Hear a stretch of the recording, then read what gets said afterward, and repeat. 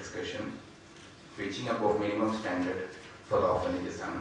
ഇന്നത്തെ ഈ മീറ്റിംഗിന്റെ importance Kerala government അല്ലെങ്കിൽ സെൻട്രൽ ഗവൺമെന്റ് തന്നെ എല്ലാ ഓർഫനേജസും ജുവനൈൽ ജസ്റ്റിസിന് കീഴിൽ രജിസ്റ്റർ ചെയ്യണമെന്നുള്ള കാര്യം നിർബന്ധമാക്കിയിട്ടുണ്ട്. ഓർഫനേജിൽ വളരുന്ന കുട്ടികളെയും നമ്മുടെ കുടുംബങ്ങളിലെ പോലെ തന്നെയുള്ള കുട്ടികളാക്കി മാറ്റുന്ന തരത്തിൽ അവരെ രണ്ടുപേരും ഒരേപോലെയുള്ള എൻവയോൺമെന്റിലാണ് ചെല്ലുന്നത്. അപ്പൊ അതിനു വേണ്ടിയിട്ടുള്ള physical as well as social environment എങ്ങനെ രൂപപ്പെടുത്തണം ഓർഫനേജസിൽ എന്നുള്ളതാണ് നമ്മുടെ ഒരു ചർച്ചാ വിഷയം. ഞാൻ ഓർഫനേജുമായിട്ട് 2 പ്രാവശ്യം ബന്ധപ്പെട്ടിട്ടുണ്ട്.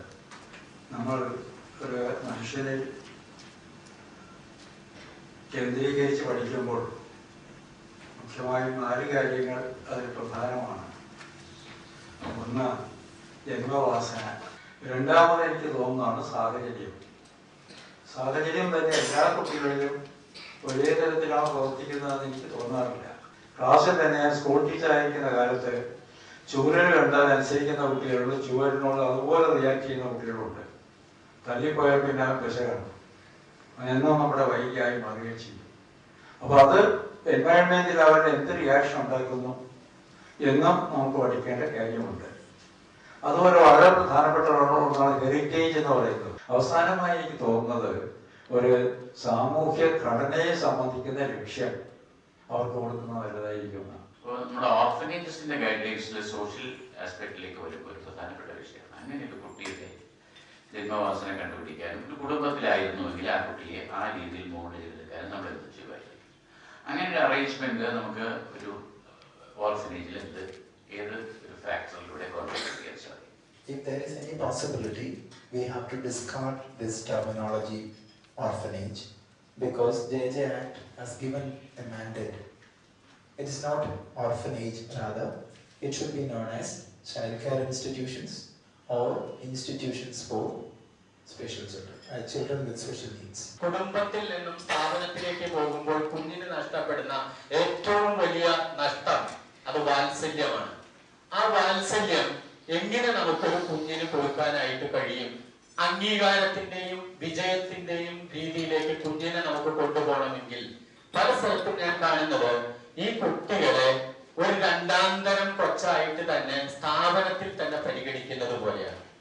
ചില ഓർഫനേജിലെ കുട്ടികൾ തൊപ്പിയിട്ട് സ്കൂളിലേക്ക് പോകുമ്പോൾ അവരെ ബ്രാൻഡ് ചെയ്യുന്നതായിട്ട് നമുക്കിങ്ങനെ കാണാം. അവര് സ്കൂളിൽ ചെല്ലുമ്പോൾ തന്നെ അറിയാം ഇത് ഓർഫനേജിലെ കുട്ടിയാണ്. അങ്ങനെ ഒരു ഓർഫനോട് സമൂഹത്തിൽ തന്നെ രണ്ടാന്തരം ദരിദ്രനോട് കാണിച്ചുകൊണ്ടിരിക്കുന്ന സ്ഥലത്ത് നമ്മുടെ കുട്ടികളെ ഇങ്ങനെ ലേബലിങ്ങിനും ബ്രാൻഡിങ്ങിനും വിധേയമാക്കുന്ന പരസ്യമായ ചില രീതികളുണ്ട്.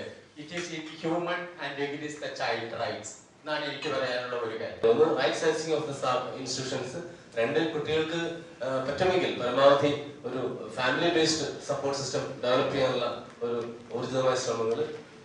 3 തദ്ദേശ സ്വയംഭരണ സ്ഥാപനങ്ങളുടെ വ്യക്തമായ ഇടപെടൽ ഈ ചൈൽഡ് കെയർ ഇൻസ്റ്റിറ്റ്യൂഷനിൽ വേണമെന്നുള്ളത്. യോഗ, വ്യക്തിത്വ വികസനത്തിനുള്ള മറ്റ് പരിപാടികൾ നിർബന്ധമായിട്ടും കുട്ടികളുടെ ലൈഫ് സ്കില്ലിനോട് ബന്ധപ്പെടുത്തിയിട്ട് അവരുടെ ഓരോ സ്കില്ല്, അത് പാടാനാവാം, ആടാനാകാം, അങ്ങനെയുള്ള ഓരോ വിവിധങ്ങളായ മേഖലകളിൽ വളരെ ടാർഗറ്റഡ് ആയിട്ടുള്ള ശ്രമങ്ങൾ അതിനകത്ത് ഉണ്ടാകണം. ശരിക്കും നമ്മുടെ ഓർഫനേജുകൾ കേരളത്തെ പരിശോധിച്ച് നോക്കിയാൽ ഒരു 99% of the inmates are not orphans. They are all destitutes. അഗതികളാണ്. They are from broken families, they are from destitute families. അല്ല, ശരിക്കും ഓർഫൻസ് അല്ല. അപ്പൊ ഓർഫനേജുള്ള പേര് അദ്ദേഹം സൂചിപ്പിച്ചാൽ അത് സപ്പോർട്ട് ചെയ്യുന്നത് തീർച്ചയായിട്ടും ആ പേര് തന്നെ, ആ നോമൻക്ലേച്ചർ, ആ പേര് തന്നെ മാറ്റേണ്ട അടിസ്ഥാനപരമായ ആവശ്യമാണ്. ഈ JJ ആക്ട് പ്രകാരമൊക്കെ പ്രവർത്തിക്കുന്ന നമ്മുടെ ഓർഫനേജസിൽ ഇപ്പോൾ ഇന്ത്യൻ പാർലമെന്റ് പാസ്സാക്കിയിരിക്കുന്ന പുതിയ റൈറ്റ് ടു എഡ്യൂക്കേഷന്റെ നിയമത്തിന്റെ പശ്ചാത്തലത്തിൽ, കുട്ടിയുടെ അവകാശ നിയമത്തിന്റെ പശ്ചാത്തലത്തിൽ നമ്മളേറെ ചിന്തിക്കേണ്ടിയിരിക്കുന്നു. നിശ്ചയമായിട്ടും ഇതിന്റെ ലക്ഷ്യങ്ങൾ, ഇതിന്റെ പ്രവർത്തന പരിപാടികളൊക്കെ ഓർഫനേജസിൽ എത്തേണ്ടതുണ്ട്. ഓർഫനേജിന്റെ സ്ഥിതി പറയുക അടിസ്ഥാന സൗകര്യങ്ങൾ ഫിസിക്കൽ എടുത്തിട്ടുണ്ടല്ലോ. പെൺകുട്ടികൾക്ക് കുളിക്കാൻ ഓപ്പൺ ആയിട്ടുള്ള ടാങ്കാണ്. അവിടെ നിന്നാണ് കുട്ടികൾ കുളിക്കുന്നത്.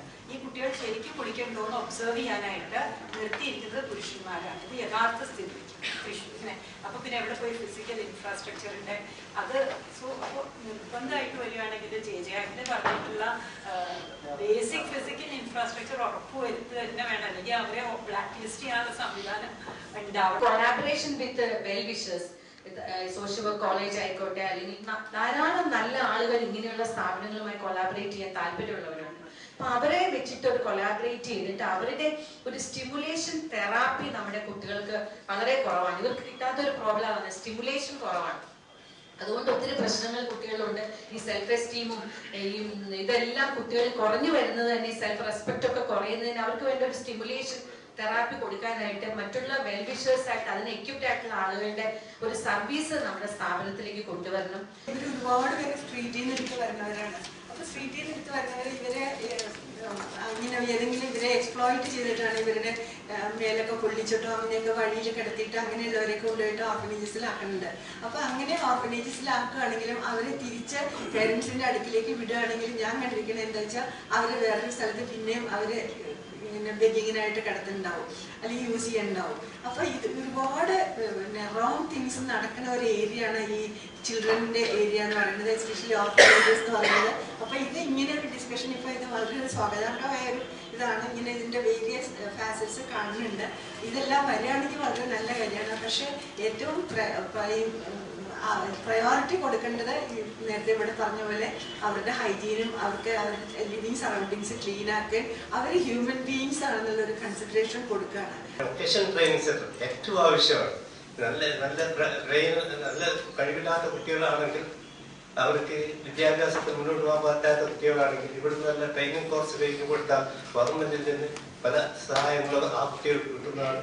നല്ല ഇൻസ്റ്റിറ്റ്യൂഷൻ തുടങ്ങാൻ കൂടി അവർക്ക് സാധിക്കുന്നതാണ്. അപ്പോൾ വൊക്കേഷണൽ ട്രെയിനിങ് സെന്റർ എല്ലാ ഓർഫനേജിലും ഉണ്ടാക്കി കൊടുക്കാൻ വേണ്ടി ശരിക്കും നോക്കണം. എല്ലാ ബ്ലോക്ക് പഞ്ചായത്തിന്റെ ഫണ്ടും MLA ഫണ്ടും MP ഫണ്ടും ഈ ഓർഫനേജുകളുടെ സഹായത്തിന് കൊടുക്കാൻ വേണ്ടി നിയമപരമായ അവസരം ഗവൺമെന്റ് ഉണ്ടാക്കി കൊടുക്കണം. MP ഫണ്ടില് നമുക്ക് ചാരിറ്റബിൾ സൊസൈറ്റീസ് ആക്ട് അനുസരിച്ചിട്ടുള്ള ആണല്ലോ എല്ലാ ചൈൽഡ് ഓർഫനേജസ് ഒക്കെ.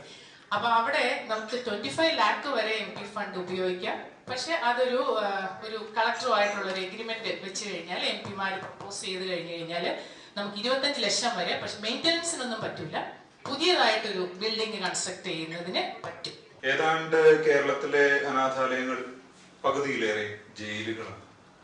ഒരു കോൺക്രീറ്റ് കെട്ടിടത്തിന്റെ ഉള്ളിൽ തളച്ചിടുന്ന കുറെ കൗമാരങ്ങളാകട്ടെ ബാല്യങ്ങളാകട്ടെ, അത്തരത്തിലുള്ള ഒരു ജീവിതം, അതിനപ്പുറത്തേക്ക് അവർക്ക് മറ്റ് കാഴ്ചപ്പാടുകളില്ല, മറ്റ് കാഴ്ചകളില്ല, ദൃശ്യങ്ങളില്ല, ബിംബങ്ങളില്ല. ഇതിന് ഒരു ബദൽ കണ്ടെത്തുക എന്നുള്ളതാണ് അടിസ്ഥാനപരമായ ഒരു വിഷയം. അതിനവർക്ക് ചെറിയ സ്റ്റഡി ട്രിപ്പുകളോ അല്ലെങ്കിൽ പുറം കാഴ്ചകൾ, അങ്ങനെയുള്ള എക്സ്കർഷൻ, അങ്ങനെയുള്ള ഒരുപാട് അവസരങ്ങൾ ഒരുക്കുന്നത് ഒരുപക്ഷെ നമ്മൾ ഈ കാണുന്നതിനേക്കാൾ പുറം സമൂഹവുമായിട്ട് ഇടപെട്ട് ജീവിക്കുന്നതിനുള്ള ഒരു സാഹചര്യം ഉണ്ടാക്കൽ അനിവാര്യമാണ്. കേരളത്തിലുള്ള എല്ലാ സ്ഥാപനങ്ങളും JJ ആക്ടിന്റെ പരിധിയിൽ വരണമെങ്കിൽ JJ ആക്ടിൽ പറഞ്ഞിരിക്കുന്ന സെഷൻ വെച്ചിട്ട് രജിസ്ട്രേഷൻ, ആ രജിസ്ട്രേഷന്റെ process social welfare department application പോയി ഇൻവൈറ്റ് ചെയ്യുകയും അത് ഇൻസ്പെക്ഷൻ നടത്തുകയും അത് ചെയ്താൽ മാത്രമേ ഇതെല്ലാം JJ ആക്ടിന്റെ പരിധിയിൽ വരികയുള്ളൂ. ഇത് പരിധിയിൽ വന്നാലേ നമുക്ക് ഇതിന്റെ ഇംപ്ലിമെന്റേഷൻ കറക്റ്റ് ആവും. ഫസ്റ്റ് സ്റ്റെപ്പ് എന്ന് പറയുന്നത് JJ ആക്ട് രജിസ്ട്രേഷൻ ആണ്. അത് ആദ്യം നമ്മൾ ചെയ്താലേ ഈ സ്ഥാപനങ്ങളെല്ലാം JJ ആക്ടിന്റെ പരിധിയിലും കുട്ടികളുടെ കെയർ ആൻഡ് പ്രൊട്ടക്ഷനും JJ ആക്ടിന്റെ പരിധിയിൽ നമുക്ക് വരുത്താം. അതും പറയുന്നുണ്ട്. അതുകൂടാതെ ആ പരിധിയിൽ വന്ന സ്ഥാപനങ്ങളെ ഫിറ്റ് ഇൻസ്റ്റിറ്റ്യൂഷൻ ആയിട്ട് ഡിക്ലെയർ ചെയ്യണമെന്ന് JJ ആക്ട് പറയുന്നു. On the basis of what? The orphan and orphanage name should be changed. അതൊരു നമ്മുടെ ഈ രംഗത്ത് പ്രവർത്തിക്കുന്ന ആളുകൾക്കാണ് അതിനെ കൂടുതൽ അറിയാൻ കഴിയുന്നത്. അത് വളരെ ഒരു പേഴ്സണാലിറ്റി ഡെവലപ്മെന്റിന്, കുട്ടിയുടെ പേഴ്സണാലിറ്റി ഡെവലപ്മെന്റിനെ തന്നെ ബാധിക്കുന്നുണ്ട് എന്നുള്ള ഒരൊറ്റ കാരണം കൊണ്ട് തന്നെ അത് മാറ്റണം എന്നൊരു റെസൊല്യൂഷൻ എടുക്കാം. മറ്റൊന്നുള്ളത്, ഇപ്പോൾ ഒരു സെൻട്രൽ പ്രോസസ് JJ ആക്ടിന്റെ കീഴിൽ രജിസ്റ്റർ ചെയ്യണം എന്നുള്ളത് പ്രോസസ്സിലാണ് എങ്കിൽ I think we will take a resolution to that effect also. 3 special resolutions and we will send it to government shortly. ഇത്രയും വളരെ വിശദമായിട്ടുള്ള ചർച്ചകൾ നടത്തുകയും ഇത്രയും വാല്യുബിൾ സജഷൻസ് ചെയ്ത് തന്നതിന് വളരെ നന്ദിയുണ്ട്. പക്ഷെ എന്തായാലും ഇതിനെ ചില ആളുകൾ സൂചിപ്പിച്ചതുപോലെ we should make it A tangible form.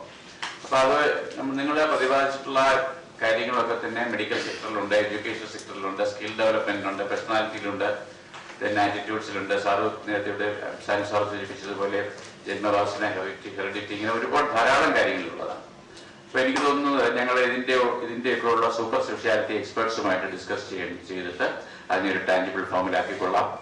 എന്തായാലും അങ്ങനെ ആക്കുന്ന സമയത്ത് എന്തെങ്കിലും ഒക്കെ നിങ്ങളുടെ ഒരു സോഫ്റ്റ് ഓപ്പറേഷന് വേണ്ടി വരും. ആ സമയത്ത് നിങ്ങളുടെ ഒരു സഹകരണം കൂടി ഉണ്ടാകണം എന്ന് അഭ്യർത്ഥിച്ചുകൊണ്ട് ഈ ഇതിൽ പങ്കെടുത്ത എല്ലാവർക്കും ഒരിക്കൽ കൂടി നന്ദി.